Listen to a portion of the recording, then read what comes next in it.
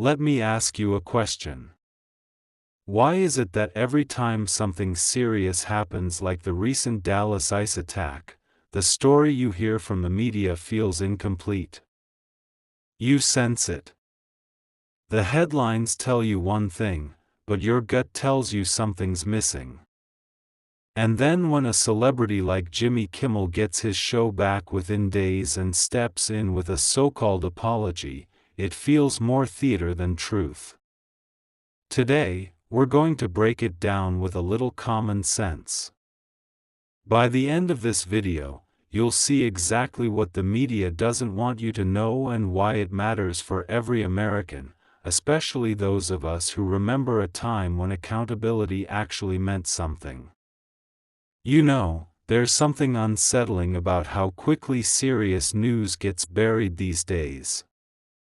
One morning you wake up to headlines about violence against law enforcement, and by evening it feels like it never happened.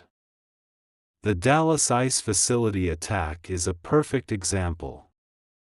Here's what occurred.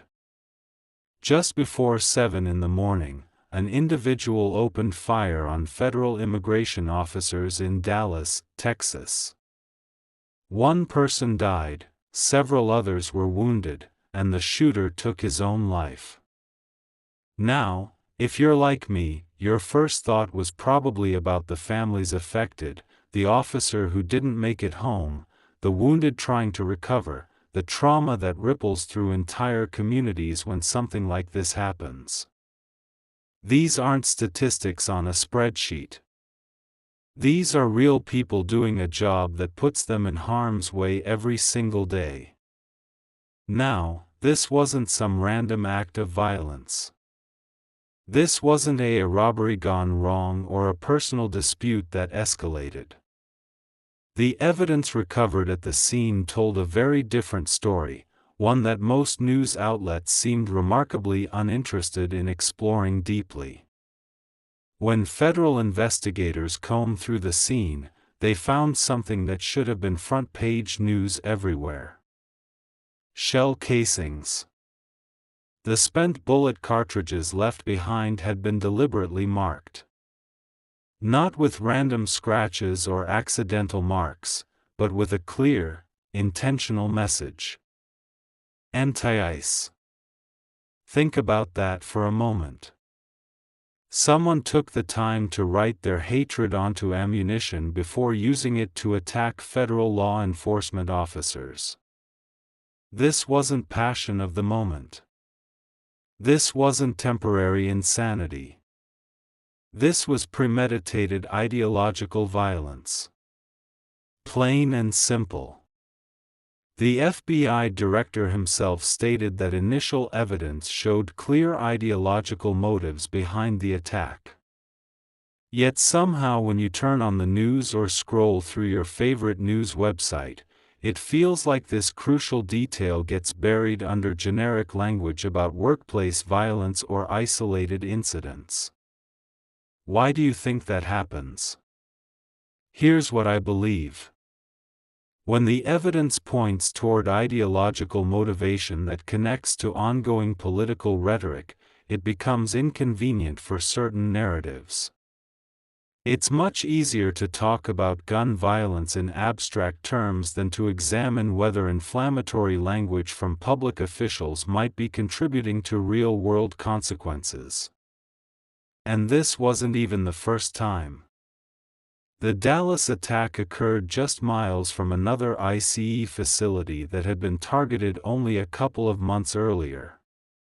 We're talking about a pattern here, not isolated incidents. Federal law enforcement officers are being systematically targeted because of their role in immigration enforcement. But here's where the story takes a sharp turn, because what you likely heard on TV left out the most critical details about how we got to this point. You see, for the better part of several years now, we've witnessed an escalating campaign of rhetoric against immigration enforcement. Public officials, people in positions of real authority and influence, have used increasingly inflammatory language to describe federal law enforcement officers. They've called ICE operations authoritarian. They've compared immigration enforcement to historical atrocities. They've used words like Nazis and Gestapo to describe American law enforcement officers who are simply doing their jobs. Now, I want to be clear about something. In America, we have the right to criticize government policies. We have the right to disagree with how laws are enforced. That's part of what makes this country special. But there's a difference between policy criticism and the kind of dehumanizing language that portrays law enforcement officers as monsters. When a governor goes on television and talks about masked men jumping out of unmarked cars and people disappearing with no due process, what picture does that paint in people's minds? When elected officials suggest that immigration enforcement is comparable to authoritarian regimes, what emotional response are they trying to generate? And when members of Congress post things like we should abolish ICE, are they just talking about bureaucratic reform, or are they painting targets on the backs of individual officers trying to do their jobs? Here's the uncomfortable truth that connects directly to what happened in Dallas.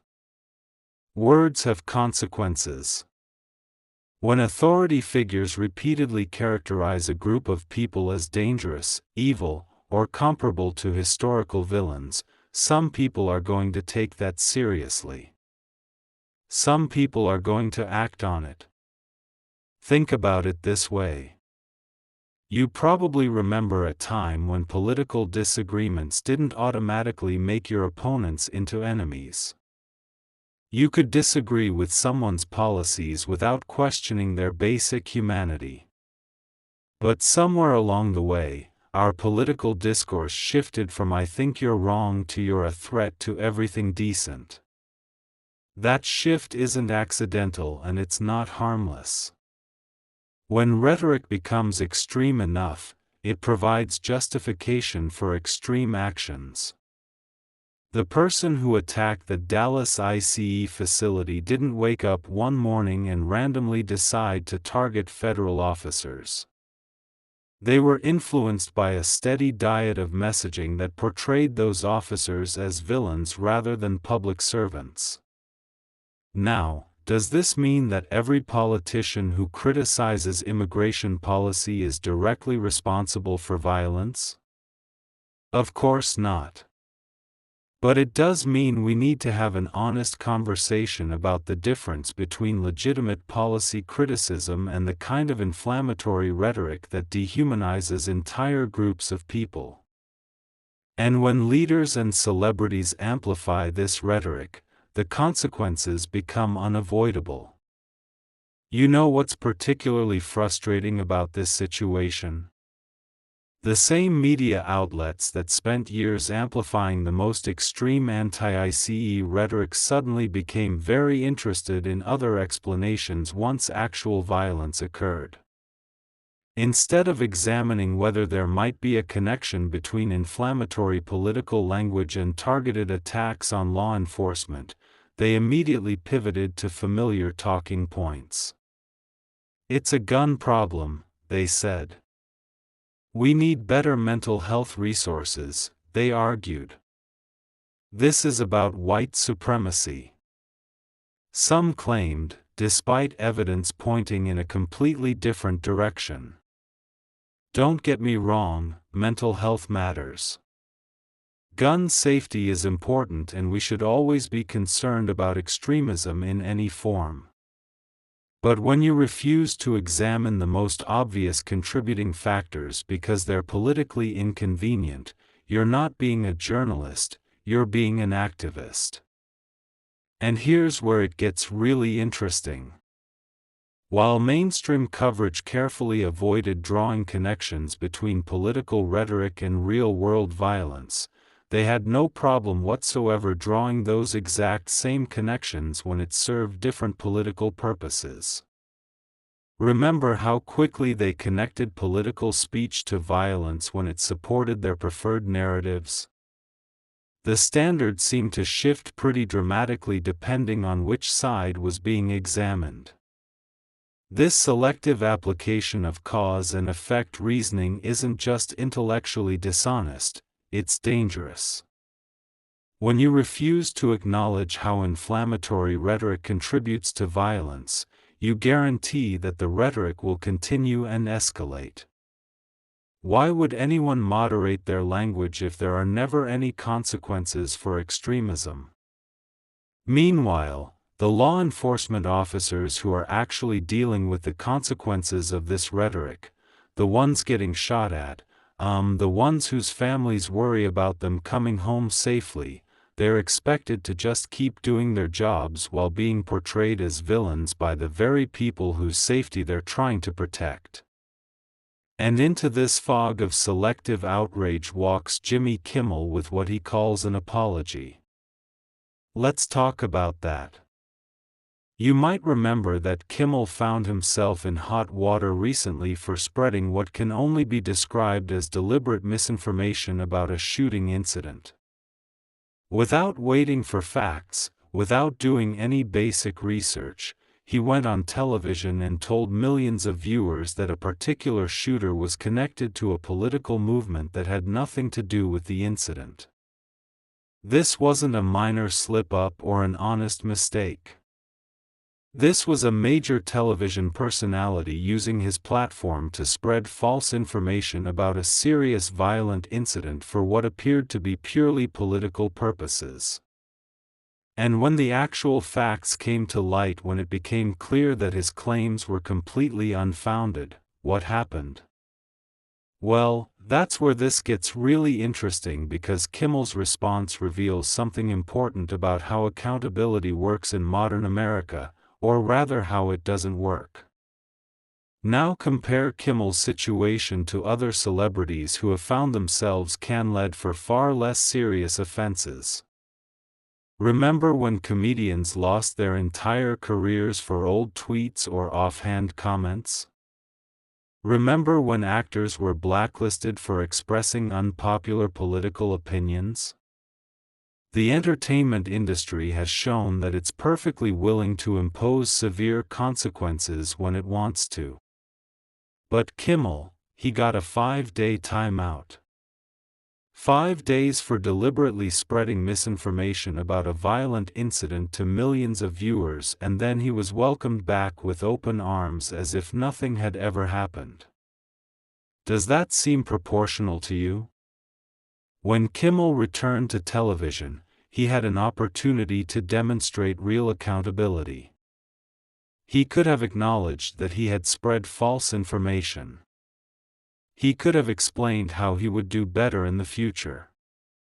He could have shown the kind of intellectual honesty that he often demands from others. Instead, he gave what can only be described as a masterclass in non-apology apologizing.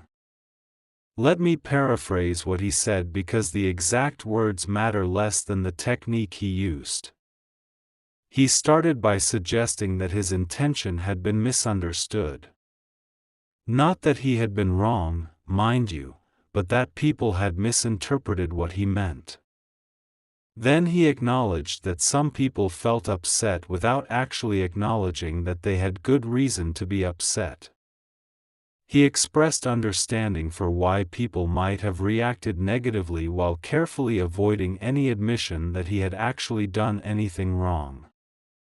And finally, and this is the really clever part, he pivoted to talking about how violence is always wrong and how he doesn't believe any group should be blamed for the actions of individuals, which sounds very reasonable and mature, except that it completely sidesteps the fact that he had just finished doing exactly that to a different group. Does that sound like an apology to you? To me, it sounds more like the kind of carefully crafted PR statement that politicians use when they get caught doing something embarrassing, but don't want to actually admit fault. It's designed to make the controversy go away without accepting any real responsibility or changing any behavior. But here's what makes this particularly infuriating. When you had the opportunity to demonstrate the kind of accountability you demand from others, where was that automatic response to admit wrongdoing and ask for genuine forgiveness? Where was the straightforward acknowledgement that you had spread false information and caused real harm? Instead, we got lawyer speak. We got careful passing of words. We got deflection and misdirection. Everything except the simple honest acknowledgement that he had been wrong and was sorry for the harm he caused. And that hypocrisy isn't unique to Kimmel. It's part of a bigger cultural double standard that should concern all of us. You see, the entertainment industry has developed very clear rules about accountability. But those rules seem to apply very selectively. But let me give you a perfect example that illustrates just how arbitrary these standards have become. Remember Roseanne Barr? She posted a single inappropriate tweet, admittedly offensive, but just one social media post, and within hours her entire career was over. Her television show, which employed hundreds of people, was canceled immediately. She was essentially erased from Hollywood overnight. No second chances, no opportunity to apologize and learn from her mistake, no gradual rehabilitation, just complete professional exile. Now, compare that to Jimmy Kimmel's situation. He used his platform, a much larger platform, than a single social media post to spread false information about a violent incident to millions of viewers. This wasn't a momentary lapse in judgment or a poorly worded joke. This was a deliberate attempt to connect a shooter to a political movement. That had nothing to do with the incident. The consequences: 5 days off the air, that's it. And when he returned, his ratings actually went up. The controversy, if anything, seemed to help his career rather than hurt it. So, let me ask you, why the difference? Is spreading deliberate misinformation about violence somehow less serious than posting an offensive tweet? Are the rules different depending on which political tribe you belong to? Or is accountability in America now completely dependent on whether the people in charge of making these decisions happen to agree with your politics? I think you know the answer to that question, and I think it bothers you as much as it bothers me. This isn't really about Jimmy Kimmel or Roseanne Barr as individuals. It's about a system where the rules change depending on who's being judged and what they believe. It's about a culture where accountability has become just another political weapon rather than a genuine principle. And here's why that matters for every American, especially those of us who remember when standards were actually standard. When accountability becomes political, it stops being meaningful. When consequences depend more on your team affiliation than your actual behavior, the entire concept of justice starts to break down. But beyond celebrities facing unequal treatment, what's more dangerous is how the same mindset is shaping actual policy that could affect every American's right to speak freely. While we've been distracted by celebrity drama and media spin, some truly alarming developments have been happening at the state level. In California, politicians have been quietly working on legislation that would fundamentally change how free speech works on the internet. Here's what they're proposing. Social media companies could be fined up to $1 million if user posts can be construed the wrong way by politicians. Let me repeat that because it's so outrageous it's hard to believe. Under these proposed laws, if you post something online that a politician decides is misinformation or hate speech, the platform could face massive financial penalties. Now, you might think, well, maybe they're just trying to stop genuinely harmful content. And I understand that impulse. Nobody wants platforms filled with truly dangerous misinformation. But here's the problem. Who gets to decide what counts as misinformation? Who determines what can be construed the wrong way? The same politicians who just spent years calling immigration enforcement authoritarian and Nazi-like? The same people who refuse to acknowledge any connection between their inflammatory rhetoric and actual violence against law enforcement officers. These are the people who want the power to determine what you're allowed to say online. Think about how this would work in practice. Let's say you wanted to criticize a particular politician's policies. Maybe you think their approach to crime is too soft or their handling of the economy is making things worse for working families. Under these proposed laws, if that politician decided your criticism was hate speech or misinformation, they could pressure social media companies to remove your posts by threatening million-dollar fines. Do you think Facebook or YouTube or any other platform is going to risk massive financial penalties to protect your right to criticize politicians? Of course not.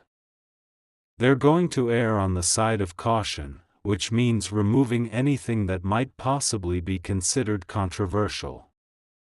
And once that precedent is set, where does it end? This isn't about safety. It's about silencing dissent. It's about creating a system where only approved opinions are allowed to be expressed publicly. And the most disturbing part is how little attention this is getting from the same media outlets that used to consider themselves guardians of free speech. You would think that journalists of all people would be sounding alarm bells about laws that could be used to suppress inconvenient reporting or criticism, but instead we're getting virtual silence from most major news outlets. Why? Because they agree with the politics of the people pushing these laws. But here's something all of you watching this video needs to understand. Once these powers are created, they don't just disappear when different people come into office. The tools being built to silence your political opponents today will still exist tomorrow when the political winds shift, and they can just as easily be used against you. Many of you lived through times when free speech was under threat in other countries.